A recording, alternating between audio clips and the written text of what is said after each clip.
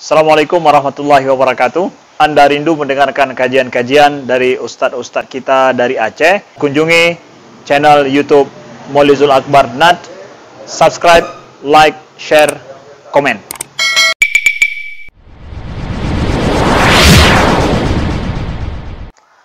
Memejamkan mata di dalam solat.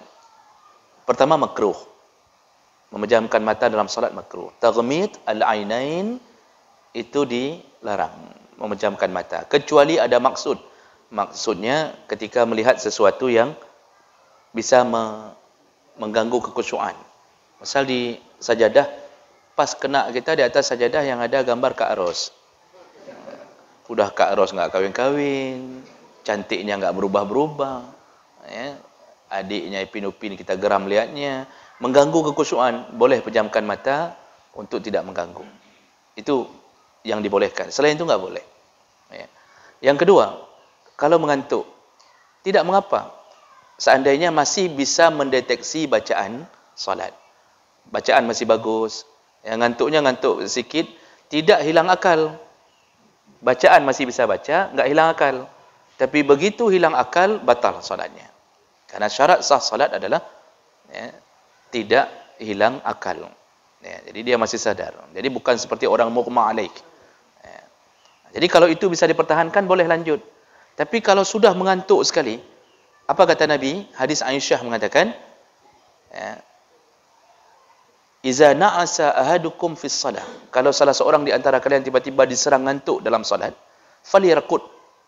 Batalkan salat, duduklah. Maksudnya berbaringlah. Kalau sudah ngantuk sekali, Pak, itu hai dah terleh, sudah imam enggak tahu lagi di mana, ya. Begitu buka, dia sadar enggak sadar. Nah, ini apa kata Nabi? Falyarqud. Batalkan salat, berbaringlah sebentar.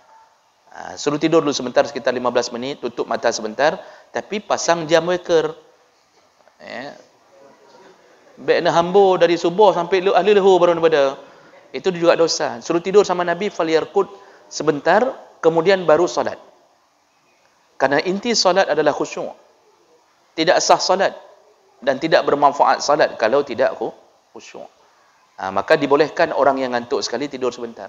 Tapi kalau asal sudah azan mengantuk, itu bukan suruh tidur, Pak. Itu disuruh ru'yah. Asal kai musubang kadang je. Tadi waktu nonton sinetron Azab, dia enggak merasa ngantuk, Pak.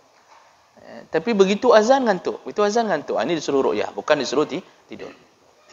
Ini kalau kejadian sekali-sekali, duduk, tidur sebentar, nanti solat. Yang penting bisa khusyuk waktu solat. Nabi sangat mengejar solat yang khusyuk.